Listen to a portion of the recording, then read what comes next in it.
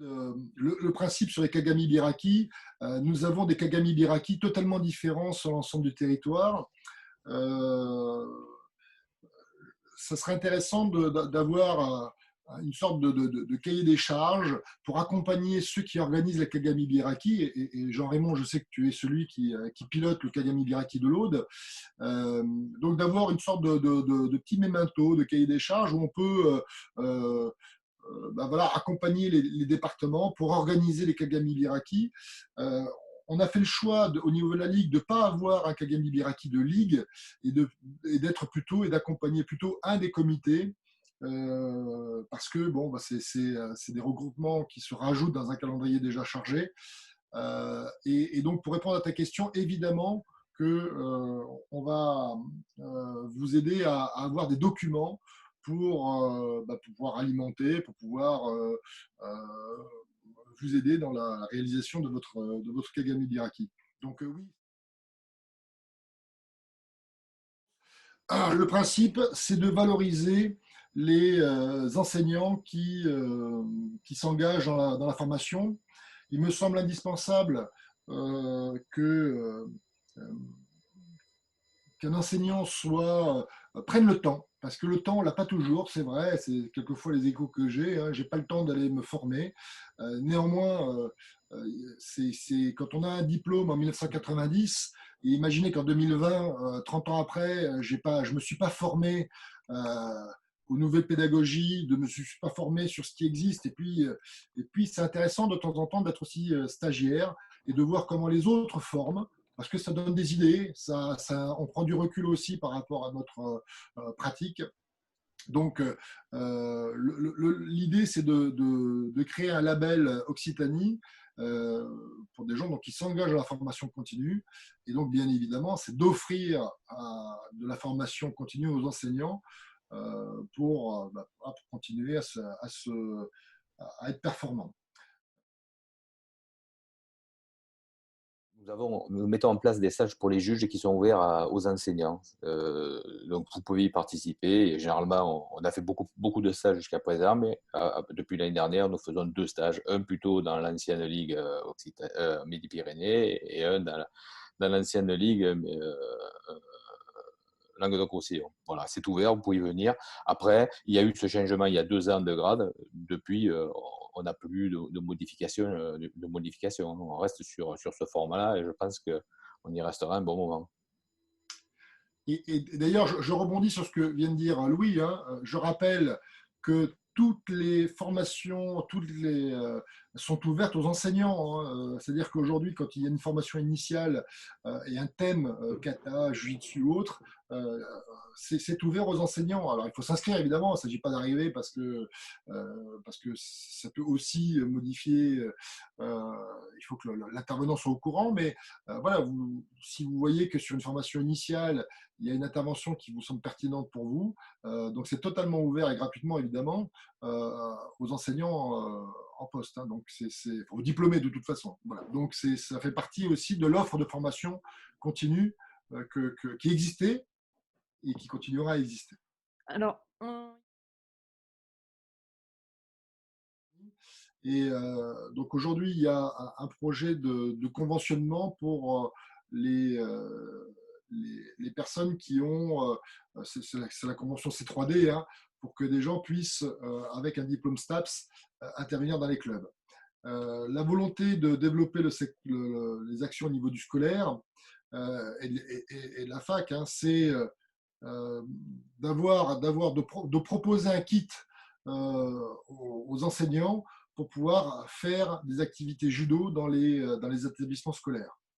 Et au niveau du CFA, le CFA, c'est le centre d'apprentissage. Donc nous sommes en lien avec le centre de formation d'apprentissage d'Occitanie, hein, qui est un partenaire fort.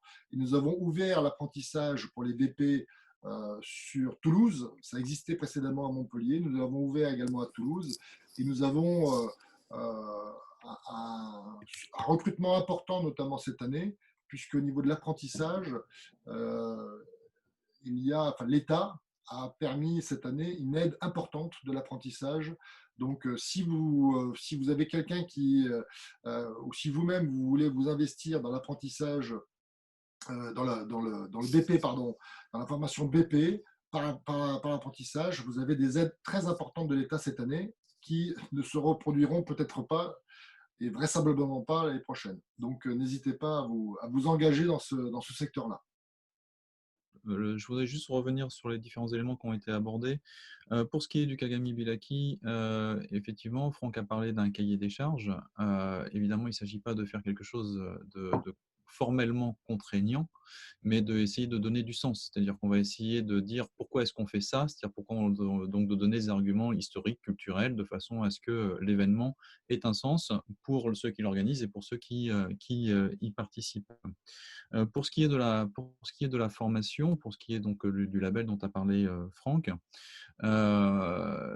c'est quelque chose qui nous a paru effectivement important, mais je suis à chaque fois surpris parce que on nous demande de rajouter des formations, mais comme l'a rappelé Louis et comme l'a rappelé Franck, les formations, en fait, il y en a beaucoup qui existent et on voit très peu les enseignants en poste. Alors effectivement, c'est marqué juge, par exemple, stage de juge, mais c'est ouvert à tout le monde. C'est marqué formation initiale sur le CQP ou sur le BP, mais c'est ouvert à tout le monde. C'est peut-être ça qu'il faut qu'on rappelle aux gens. Peut-être aussi il faut que l'information soit plus facilement disponible, plus visible sur le type de formation qui va avoir lieu dans le mois, etc. Mais il existe déjà beaucoup de choses en fait. Donc, c'est à chacun de savoir ce qui l'intéresse, de regarder les dates, de dire qu'il y sera et il est le bienvenu. D'accord ? Donc, nous, c'était cette idée de valoriser les gens que l'on voit beaucoup sur les formations. Et après, voir si on peut mettre en place des formations spécifiques parce qu'il y a une demande et parce que pour l'instant, elles ne sont pas mises sur la Ligue. Mais déjà, valorisons et exploitons ce qui est déjà mis régulièrement sur les différents territoires. Voilà, c'est ce que je voulais juste rajouter.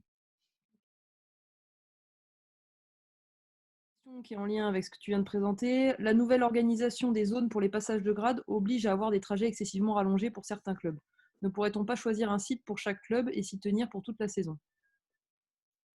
Ce n'est pas le choix qui a été fait par nos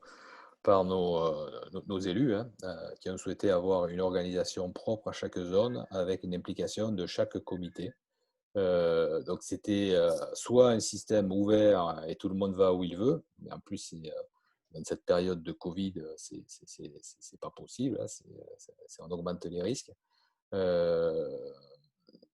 Donc voilà, le choix a été fait de fermer les zones, sachant que à l'intérieur des zones, on limite malgré tout les déplacements parce que ça ne sera pas forcément toujours sur le même lieu.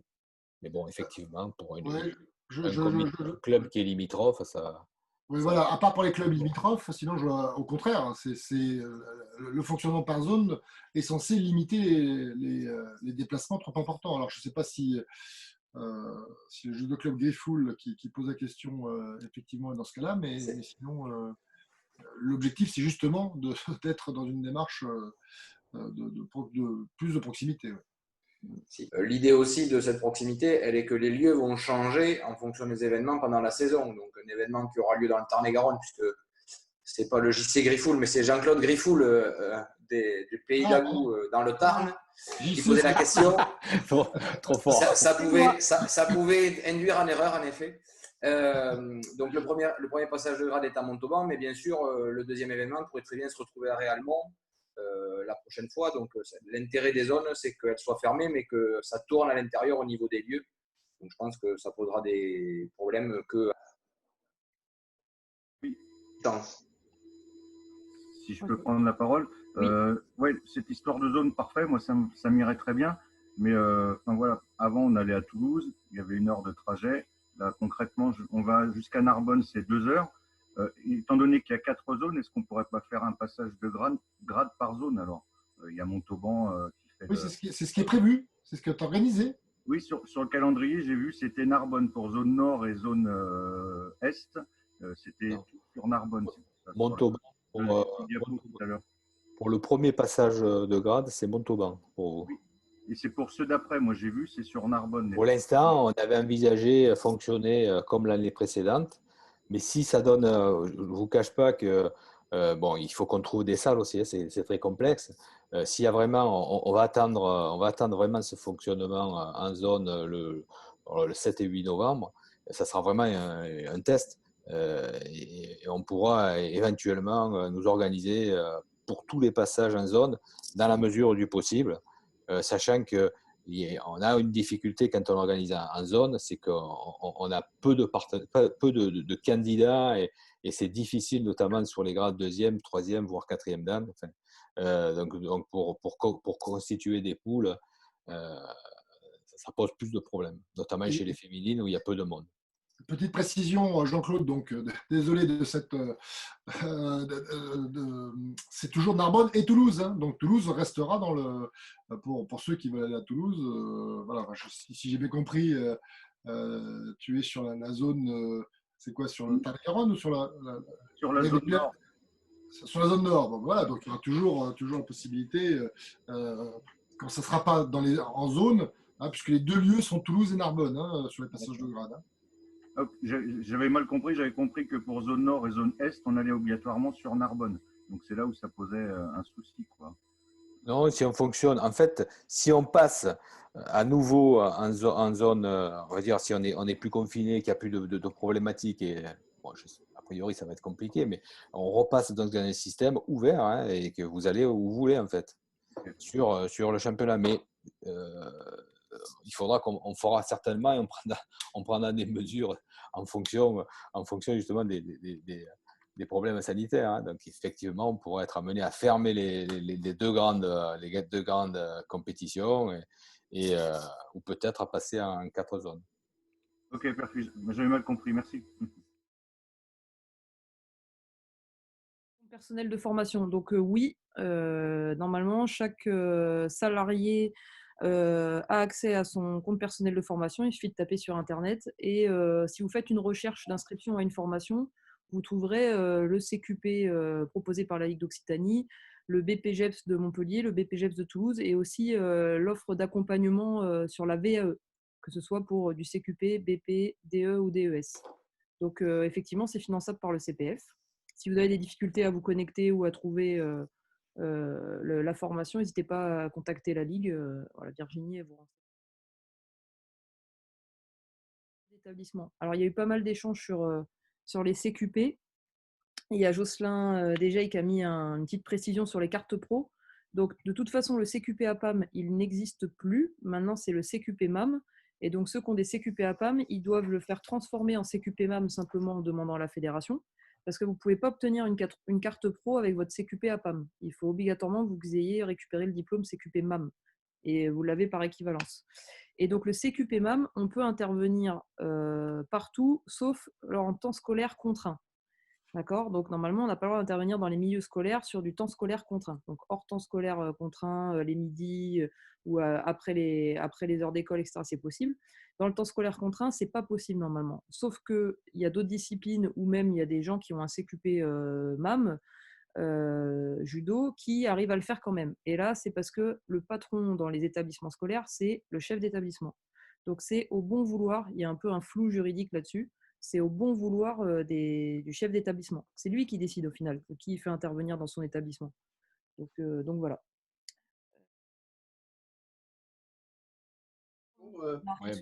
En réalité, ça ne se compte pas en nombre de cas positifs pour le club ou quoi que ce soit. Le club se retrouve avec des gens qui effectivement sont touchés par le Covid et donc ne peuvent plus venir forcément s'entraîner sur le club. Si la personne a annoncé à son docteur qu'elle avait été en contact avec des gens du club de judo, généralement, le médecin traitant vous contacte pour avoir la liste des gens qui étaient concernés par cette situation. Voilà. Et à partir de là, et en fonction du moment où la personne a été contaminée et de la décision du médecin qui va transmettre à l'ARS, c'est l'agence régionale de santé qui finit par décider que finalement, il serait intéressant de ne pas se retrouver avec un cluster sur cette structure-là et qui vous contacte. Voilà. officiellement et juridiquement, il ne peut pas vous être reproché de ne pas avoir signalé quoi que ce soit. Par contre, moi, ce que je vous encourage à faire, c'est que lorsque vous avez un cas de Covid clairement déclaré sur le club, prenez contact avec ce cas, avec cet individu, demandez-lui de pouvoir être en contact avec son médecin traitant, de manière à ce que le médecin traitant ait l'information que cette personne est en contact avec des gens ou judo. Voilà. Parce que souvent, l'information par rapport à un cas à l'école, par exemple, le cas il est connu et le directeur d'école transmet la liste des élèves concernés et l'ARS décide de fermer la classe ou pas en accord avec le directeur. Et donc là, c'est un peu le même cas, c'est-à-dire que ce n'est pas une quantité, c'est une situation qui fait que c'est nécessaire ou pas. Voilà.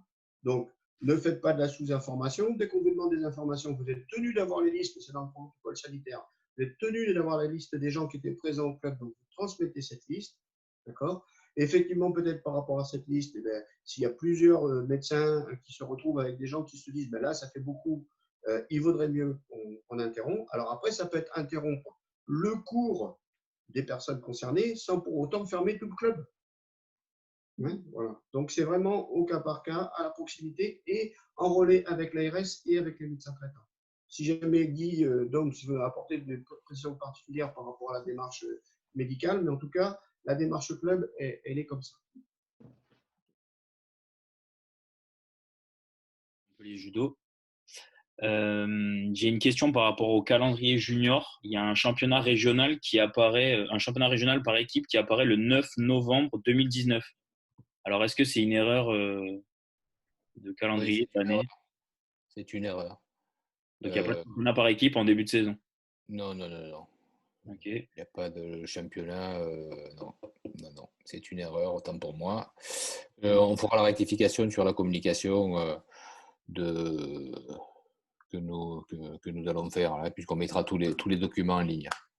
Donc, et du coup, la deuxième question, c'est par rapport au calendrier cadet. Pourquoi le championnat de zone, il tombe le même week-end que le TDF cadet? Alors, ok, ça ne concerne pas forcément la même population, parce que ceux qui font le TDF, entre guillemets, c'est l'élite. Mais pour les enseignants, quand on a des cadets qui font les tri-départements, enfin les championnats de zone et le TDF, c'est pas évident. Bon, j'entends ce que tu dis, hein. Effectivement, c'est pas évident. Après, c'est pas évident de faire les calendriers aussi, parce qu'on est contraint, il n'y a pas de date. Donc, on essaie de faire moindre mal. Alors, ça t'a été concerné, hein. Mais il y a très peu de profs qui feront les deux, hein, en fait, qui sont concernés Ça par concerne la même les deux. population, la même Oui, oui, population oui, d'âge, oui, c'est mais pour ça quoi, que c'est embêtant. Si c'était en même temps que des benjamins ou des minimes, mais là, c'est vraiment le TDF KD et les secteurs de zone KD. Donc, c'est un peu problématique et c'était déjà le cas l'année dernière, je l'avais déjà souligné. ouais. Alors, je sais que c'est pas évident, hein, qu'il n'y a pas beaucoup de week-ends, mais voilà. En fait, on n'a pas d'autre solution, hein, et donc on essaie de faire au mieux. Et effectivement, bon, ben, on a essayé de privilégier l'athlète, hein, savoir l'athlète, il peut participer au TDF. S'il participe au TDF ou il participe au championnat de zone, de toute façon, on étudiera pour la qualification pour les demi-finales, hein. Après, effectivement, pour le club. Un grand club comme le tien, d'ailleurs plusieurs profs qui peuvent être sur les deux championnats. Oui, c'est pas une question de pouvoir être présent, on sera présent, mais c'est moi qui m'occupe de tous les Ouais, je sujets, sais donc bien. c'est ça le problème. Le problème Je sais bien. après, on s'adaptera, mais voilà, ça fait 2 Je ans, sais bien, mais c'est bien ouais, de le ça fait. faire remonter pour que ça change pour les prochaines saisons, Ben, quoi. si on ne souhaite pas faire sur d'autres périodes. Enfin, on ne souhaite pas embêter et vous mettre deux compétitions en même temps. Mais après, on est contraint. Et quand tu regardes le calendrier, c'est compliqué, hein. Bon, après, ce sont les zones, hein, qui ont proposé aussi cette date. Bon, moi, je trouve que c'était plutôt bien de la mettre tout le temps, enfin, toutes les zones en même temps, hein. Voilà, mais j'entends ce que tu dis et on essaiera à l'avenir de tenir compte de cela. Je suis encore là. Oui, moi, c'était concernant les sites là, qui ont un lien direct avec l'extranet fédéral. Est-ce qu'il n'y aurait pas moyen d'avoir un code d'accès, tu vois, par exemple, pour quelqu'un qui pourrait intervenir sur le site, mais qui n'ait pas les accès directs au compte du club? vois ce que je veux dire? C'est-à-dire qu'on ne puisse pas non plus venir, si c'est une personne, par exemple, extérieure un parent ou quelqu'un ou un gamin, un jeune du club qui veuille intervenir sur le site sans avoir accès à la base de données de l'extranet du club, quoi. Mais il n'y aura pas accès en fait. Enfin, les infos sur l'extranet, c'est les conseillers techniques qui les mettent et donc elles découlent directement sur le petit encart national et sur l'encart régional. Donc ça, ils ne pourront pas y toucher. Enfin, Arnaud, tu me corriges si je me trompe, mais Je pense que Bruno fait référence au fait que c'est le même accès club pour accéder au site que l'accès ah, extranet, Oui, c'est ça? oui. Alors, c'est ça. je vais me C'est ça, c'est renseigner, ça. mais je pense que peut-être que comme l'extranet, vous pouvez créer des utilisateurs différents, enfin supplémentaires avec des droits d'accès limités. Et j'imagine que pour les sites internet, ça peut être la même chose. Donc, je vais me renseigner pour savoir si c'est bien prévu, parce que c'est quand même en développement et donc il y a plein de choses à Ouais, c'est pour finaliser, à ça. Oui. prévoir. Et donc, ça fait partie des choses que je vais souligner. J'en profite Ok. justement sur les sites parce que la question a été posée. L'outil est gratuit, hein. L'outil est gratuit, mis à disposition par la fédération. Ouais. Vous Bien. aurez, par Merci. l'intérieur de l'extranet, vous aurez donc les participants et les résultats d'un événement. Ça peut être un stage, un grade, une compétition, qui ruisseleront directement dans votre club. Mais vous n'aurez pas celle des compétitions du comité d'à côté, hein, par exemple. Il y a une, ouais, il y a une Donc question. votre site sera toujours mis à jour et aura des informations automatiques. Ok, Si vous merci. souhaitez les couper, vous les coupez. Par Une rapport question. aux zones renforcées ou la dernière, c'est la zone d'urgence Maximale. euh, maximale, on est exactement sur la même catégorie. C'est-à-dire que vous pouvez toujours accueillir du public mineur, scolaire, ça peut être le STAPS, ça peut être aussi le haut niveau. Ceux-là, ils ont toujours la possibilité de s'entraîner et on est par contre toujours interdit pour les adultes. Exactement, c'est la seule subtilité effectivement à retenir, Lionel, c'est que qu'on soit à partir de la zone renforcée ou de la zone maximale, donc on appelle ça rouge, moyen, renforcé ou et puis après écarlate comme tu veux, mais en tout cas ces deux niveaux-là, les démarches fédérales auprès du ministère ont obtenu que la pratique puisse continuer, à l'instar de ce qui peut se faire sur le temps scolaire, donc auprès des jeunes mineurs au sein des associations. Par contre, dès que les gens sont majeurs, donc 18 ans et plus, la pratique est interdite et pas propice.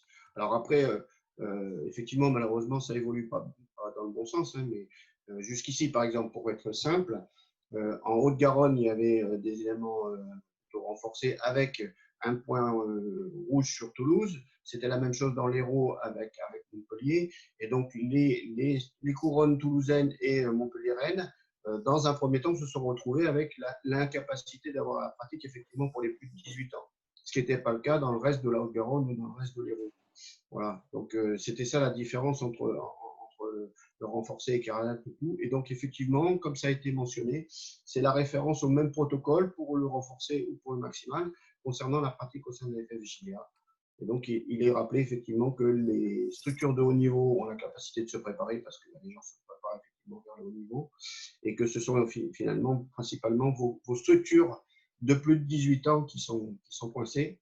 Donc, on a quand même un bon nombre de clubs chez nous qui n'ont pas forcément de pratique adulte, hein. Donc, voilà. Moi, je sais que par exemple, il y a des clubs qui se sont adaptés sur le cours d'adultes. Ils avaient des cadets et ils avaient des gens majeurs adultes, hein. Le cours adulte a continué à se faire, mais avec que les moins de 18 ans sur le cours. Voilà. Ok. Petite précision pour les judokas, parce qu'il y a eu un changement pour les judokas en structure, donc surtout au pôle espoir de Montpellier ou Toulouse. L'accès à l'entraînement est toujours fermé, hein, il n'y a pas d'accès d'extérieur, puisqu'on a essayé les protocoles de la fédération et du ministère, c'est de préserver cette population. Donc il y a depuis cette semaine la possibilité aux judokas d'aller s'entraîner dans les clubs. Le protocole il est établi jusqu'à la fin de semaine. Après, il y aura les vacances. On pense que s'il y a des changements, ça aura lieu donc à l'issue juste à la rentrée scolaire. Mais pour l'instant, Ils avaient la possibilité, donc ils ont la possibilité d'aller dans leur club. Voilà. Voilà le seul changement. De toute façon, voilà, tous les protocoles fédéraux, ils sont validés par le ministère. Et après, ce qui compte, c'est le protocole d'État. Ensuite, vous pouvez tenir compte des protocoles fédéraux, mais il faut bien on est tous sujets et contraints au préfet et aussi aux collectivités, aux maires. Donc, effectivement, c'est celui qui a aussi dernier mot, c'est le maire. Voilà, donc ça, c'est un peu, on est obligé de s'intéresser au local. Parce que là, je sais qu'il y a des villes pendant le week-end là, qui sont en train de changer de zone. Et donc, il y aura des nouvelles directives et on devra aussi s'y plier. Je ne l'ai pas sous les yeux, mais c'est possible. Si c'est le cas, c'est possible. On n'a pas toujours le choix sur les calendriers, mais voilà. Est-ce qu'il y a d'autres questions? J'avais vu ça sur le 6 juin, il me semble. Pardon, excusez-moi. Ouais. Juste pour rajouter, en effet, le championnat, là je dis sous couvert de ceux qui s'occupent du vétéran, mais n'était pas forcément programmé. Ça s'est programmé pendant la saison, après la mise en place du calendrier régional. Donc en effet, je pense que c'est le même week-end du 6 et 7, non, du 5 et 6 juin. Voilà. On a vraiment des difficultés pour placer les championnats. Hein. C'est compliqué, hein, parce qu'il y a quand même beaucoup d'échelons et de plus en plus de championnats. Donc, il y a forcément en même temps plusieurs événements. Hein. De toute façon, vous le savez, vous le vivez tous les jours. Le championnat par équipe cadet et junior, donc pour répondre à Arthur Combo, donc ça sera le 17 et 18 avril 2021. Voilà la bonne date.